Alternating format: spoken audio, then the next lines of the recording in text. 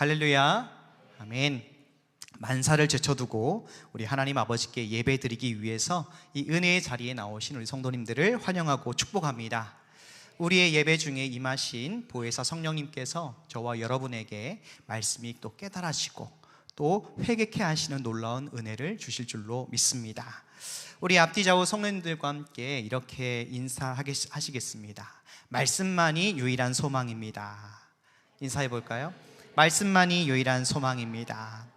말씀만이 유일한 소망입니다. 네, 그렇습니다. 아무리 시대가 변해도 우리 하나님 아버지의 말씀은 절대로 변하지 않습니다. 그러니 우리가 꼭 붙잡아야 할 것은 바로 하나님의 말씀인 줄로 믿습니다. 오늘 이 본문 말씀을 언뜻 보면 우리에게 기쁨과 감사 그리고 소망을 주는 말씀보다는 너무 부담스럽고 또 피하고 싶은 말씀처럼 느껴집니다. 왜 그렇습니까? 하나님께서 이 선지자 예레미야에게 하시는 이 말씀들이 너무나 무겁고 무섭기 때문에 그렇습니다. 이 오늘 본문 시작인 9절부터 어떤 말씀을 하십니까? 내가 여전히 너희와 다투고 그리고 너희 후손과도 다투시겠다라고 말씀을 하시지요. 여러분, 이 권투계의 전설적인 인물이 있습니다. 마이크 타이슨, 아마 다들 잘 아실 겁니다. 이 마이크 타이슨 선수의 별명이 무엇인지 아세요? 네? 네, 핵주먹 맞습니다. 한번 모르시는 분이 계실 수 있어서 네, 저렇게 생긴 양반입니다. 네, 마이크 타이슨이고요. 별명이 핵주먹입니다. 한번 맞으면 네, 아무도 살아남을 수 없다 해서 핵주먹입니다. 주먹이 얼마나 세면 핵주먹이라고 불렸겠습니까? 근데 만약에 이 마이크 타이슨이 전성기 시절에 사각링에서 이제 갓 걸음마를 시작한 아기와 한번 싸운다고 생각해 보십시오. 정말 말이 안 되는 거고 무슨 경기가 되겠습니까? 이와 마찬가지로 이 창조주 하나님께서 한낱 피조물인 사람이 사람과 다툰다는 것은 도저히 성립될 수가 없는 것이고, 만에 하나 사람이 하나님과 다툰다고 해도 아주 처참하게 뭉개지고 사라질 것입니다. 시작부터 이런 말씀이에요. 또 13절을 한번 보십시오. 내 백성이 두 가지 악을 행하였다. 곧 나를 버린 것과 스스로 웅덩이를 판 것이다. 또 19절 중반절을 보십시오. 네 하나님 여호와를 버림과 네 속에 나를 경외함이 없는 것이 악이요 고통인 줄 알라. 주 만군의 여호와의 말이니라. 이 예레미야의 그 배경 지식이 없어도 이 오늘 본문 말씀만 읽어봐도 하나님께서 이 남유다 백성을 향해서 화가 많이 나셨고, 그리고 기쁨과 감사보다는 두려움과 부담감이 우리의 가슴을 짓누릅니다. 그래서 오늘 설교를 준비할 때 너무나 막막했어요. 그래도 어쩌겠습니까? 우리 하나님 아버지의 분명한 뜻이 있는 줄로 믿고, 아버지 어떤 말씀을 전해야 될까요? 또 기도하면서 본문을 또다시 들여다보았습니다. 그러자 제 머릿속에 그림 하나가 떠올랐어요.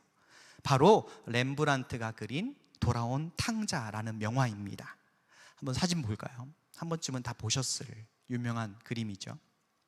이 그림은 누가복음 15장에 예수님께서 비유로 말씀하신 탕자가 아버지께로 돌아오는 그 순간을 묘사한 작품입니다. 왜 이 그림이 문득 생각났을까 하면서 다시 본문 말씀을 천천히 보니 돌아온 탕자를 안아주었던 아버지가 바로 오늘 본문에 나오는 하나님 아버지이심을 깨닫게 되었습니다.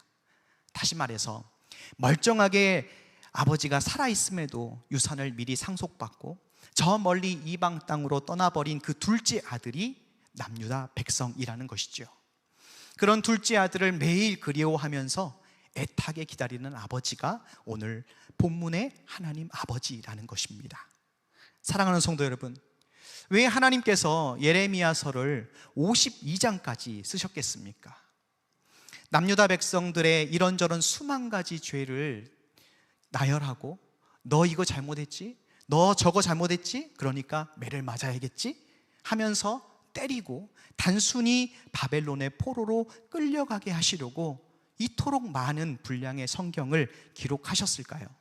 아닙니다. 하나님은 이 예레미야서를 쓰실 때 가슴을 찢고 피눈물을 흘리시면서 기록하신 것입니다. 여러분, 예레미야 선지자의 별명이 무엇인지 아십니까? 바로 눈물의 선지자입니다. 하나님의 애타는 말씀을 정말 목이 터져라 외쳐도 도무지 듣지 않고 둘째 아들처럼 흥청망청 살아가는 이 남유다 백성들을 보면서 눈물이 마를 날이 없어서 눈물의 선지자입니다. 이 예레미야의 눈물이 결국 누구의 눈물입니까? 우리 하나님 아버지의 눈물인 것이죠. 그렇게 말씀이 깨달아지니 오늘 본문이 다르게 느껴졌습니다.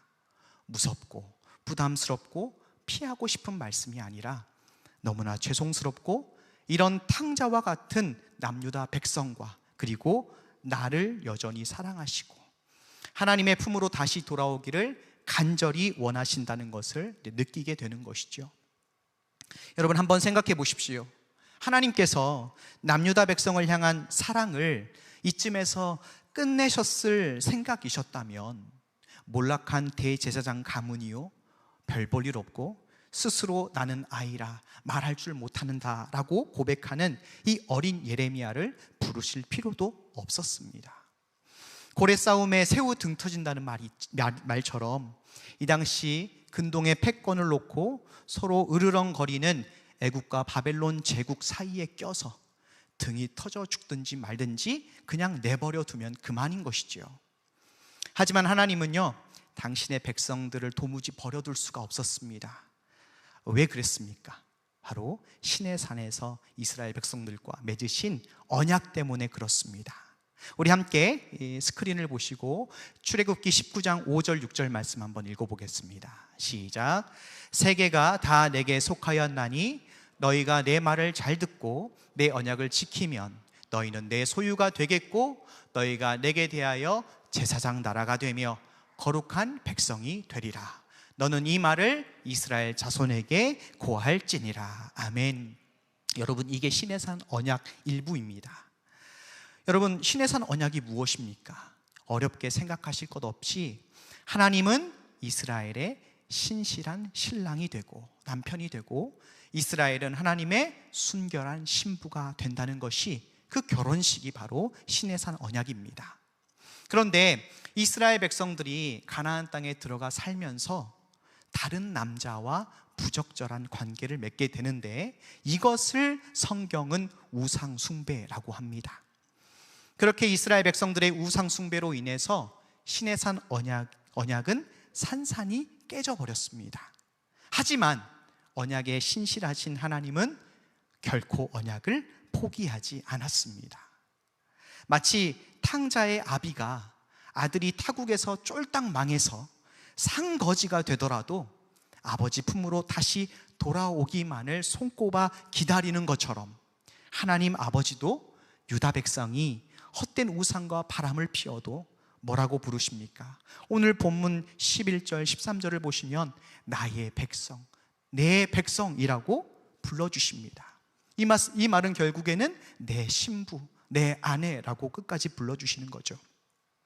내 백성, 내 신부가 바벨론에 끌려가더라도 거기서 회개시켜서 70년 만에 예루살렘으로 다시 내가 데리고 오겠다라는 이 불같은 사랑이 바로 예레미야 말씀의 본질입니다. 그러니 여러분, 9월부터 10월까지 예레미야를 묵상하실 때 무섭고 하고 싶은 그런 말씀이 아니라 변치 않은 하나님 아버지의 그 신실한 사랑을 확신하시면서 그렇게 말씀을 묵상하시기를 소망합니다. 다시 오늘 본문으로 돌아와서 하나님은 유다 백성의 두 가지 죄악을 말씀하십니다. 첫째는 생수의 근원 되시는 하나님을 버린 것이고 둘째는 스스로 웅덩이를 판 것입니다. 하나님은 두 가지 악이라고 말씀하셨지만 사실상 하나의 죄를 세분화시킨 것입니다. 그렇다면 이 남유다 백성의 그 중요한 가장 핵심인 죄가 무엇입니까? 한번 저를 따라 하시겠습니다. 봐야 할 것을, 다시 한번, 봐야 할 것을 보지 않는 죄입니다. 봐야 할 것을 보지 않는 죄입니다. 여러분, 이스라엘 백성들이 왜 약속의 그 가나안 땅에 들어가자마자 신랑 되시는 하나님을 버렸을까요? 그것은 다른 남자를 봤기 때문입니다. 여기서 다른 남자가 누구입니까? 바로 가나안 땅에 가장 잘 나가는 바알과 아세라 신입니다. 이스라엘 백성들이 430년간 애굽에서 종살이하면서 그 애굽 사람들이 주는 것 그리고 시키는 일만 하고 그렇게 살았습니다. 그런 소망 없는 삶에 모세를 통해 출애굽하여서 40년간 광야의 삶을 살게 하십니다.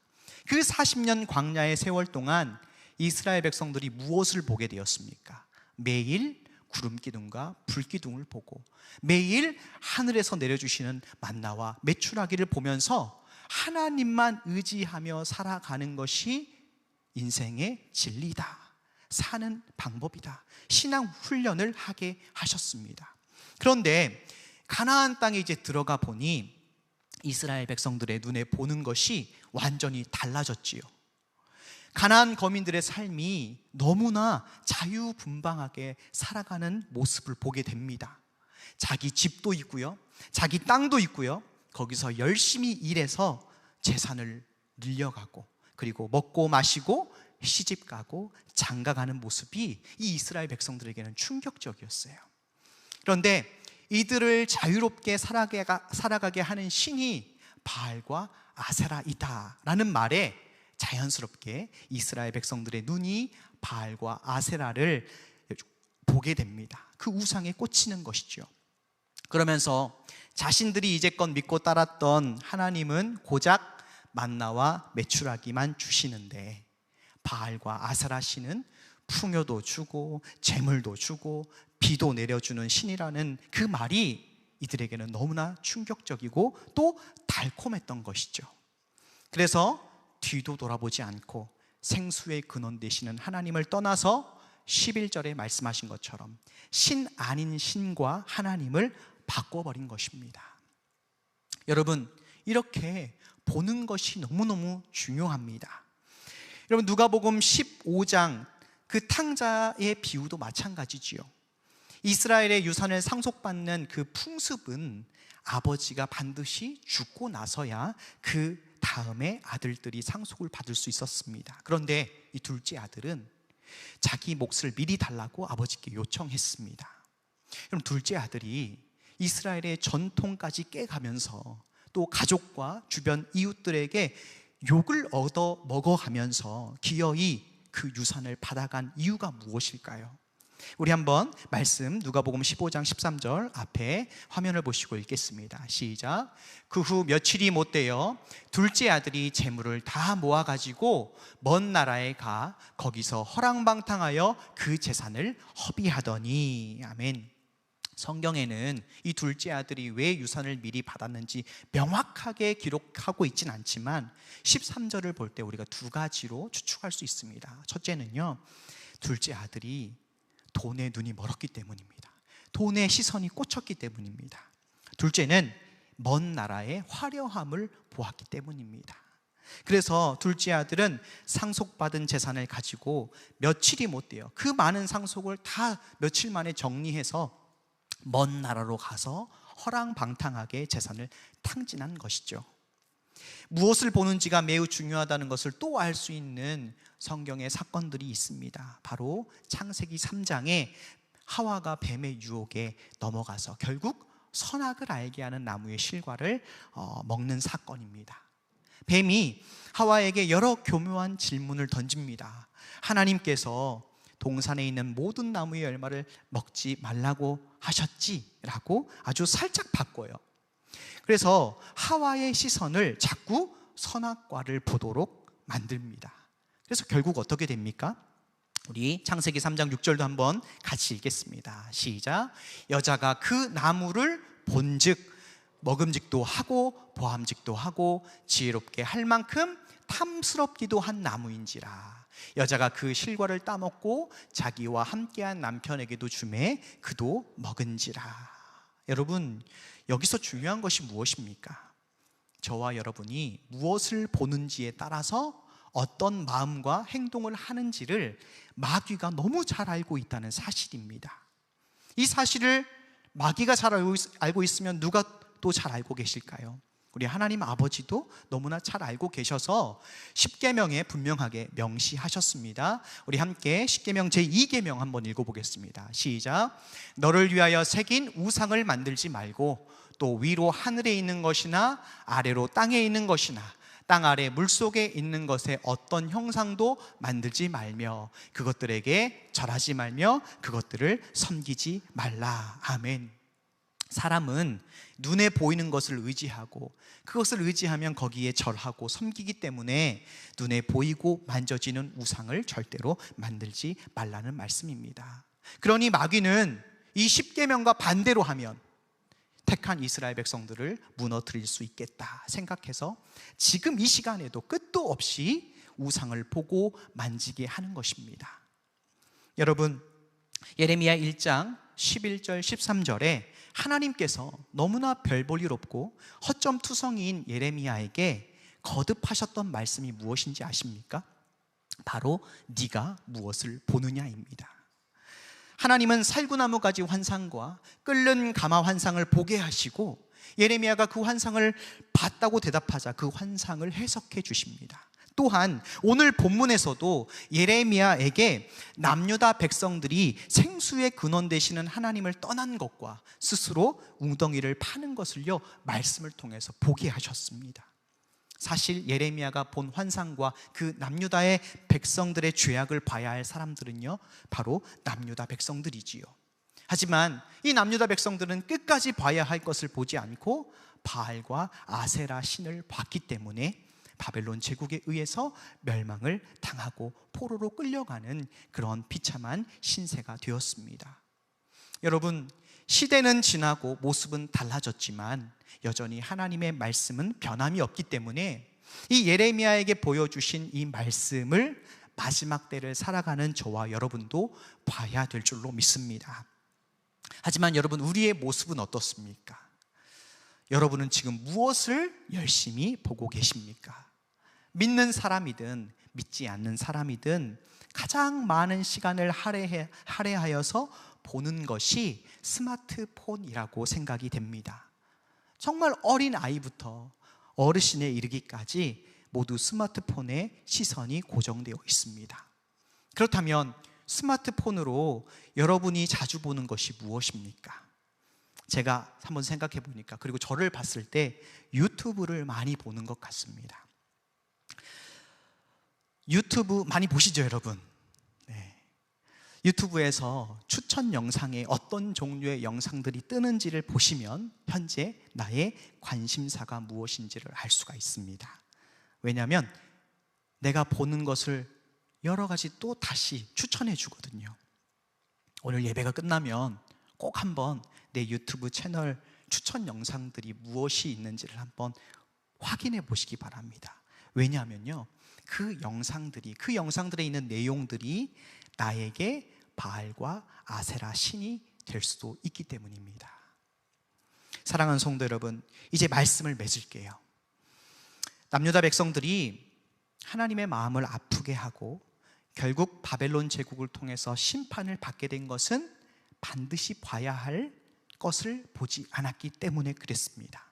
다시 말해서 말씀 되시는 예수님을 보지 않았기 때문에 처참하게 망하고 말았습니다. 그러니 저와 여러분은 이제 어떻게 해야 하겠습니까? 우리의 시선이 다시 말씀으로 향해야 합니다. 무엇을 보는지가 내 영을 살리기도 하고 죽이기도 한다는 사실을 오늘 이 말씀을 통해서 확실하게 우리가 깨달아야 합니다. 마귀는요, 자꾸만 화려하게 변하는 세상을 보라고 쉬지 않고 우리를 유혹합니다. 이럴 때일수록 저와 여러분은 솔직하게 자꾸만 세상 일로 예수님과 멀어지는 내 모습을 봐야 합니다. 그리고 내 안에서 생수가 나지 않음과 그리고 물을 저장하지 못하는 웅덩이를 열심히 파는 일이 헛된 일임을 봐야만 합니다. 예레미야 말씀을 통해서 하나님 아버지와 멀어진 인생은 아무리 물을 부어도 채울 수 없는 터진 웅덩이 같은 인생이요, 밑동 잘린 나무 같은 인생임을 우리는 봐야만 합니다. 그래야 이 패역한 세상에서 하나님의 자녀로 살아갈 수가 있는 것입니다. 하나님을 떠나서 아버지를 떠나서 그 멀리 타국에서 비참하게 살아가는 그 둘째 아들 한번 생각해 보십시오. 타국에서 모든 것을 다 탕진하고 심한 흉년이 들었습니다. 그래서 끼니조차 제대로 먹을 수가 없게 되었지요. 그래서 하는 수 없이 어떤 집에 들어가서 돼지를 치는 일을 하게 됩니다. 이스라엘 백성에게 돼지는 부정한 동물이에요. 만지면 부정해지기 때문에 가까이 하지 않습니다. 그래도 이 둘째 아들이 먹고는 살아야 하기 때문에 어쩔 수 없이 돼지를 치는 그런 인생의 밑바닥까지 내려온 것이죠. 게다가 배가 너무 고파서 돼지가 먹는 그 쥐염 열매를 먹고 싶어도 그것을 주는 사람이 없었습니다. 비로소 둘째 아들이 무엇을 보게 됩니까?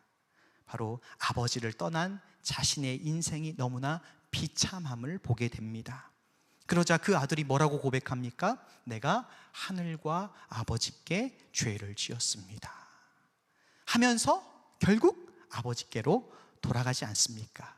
여러분, 이것이 은혜인 것입니다. 고난이 축복이 된다는 말이 이것이에요. 생수의 근원 되시는 하나님 아버지를 떠나면 잠시 세상에서 즐겁게 살지는 모르겠습니다. 하지만 그 믿음이 진짜였다면 결국 헛된 우상을 숭배하다 인생의 밑바닥을 보게 될 것입니다. 하지만 그때라도 내 처지를 보고 눈이 빠지게 기다리는 그 하나님 아버지를 바라본다면 사는 것입니다. 그때 사는 것이죠. 사랑하는 성도 여러분, 믿음의 주요 온전케 하시는 이인 예수님만 바라보시길 소망합니다.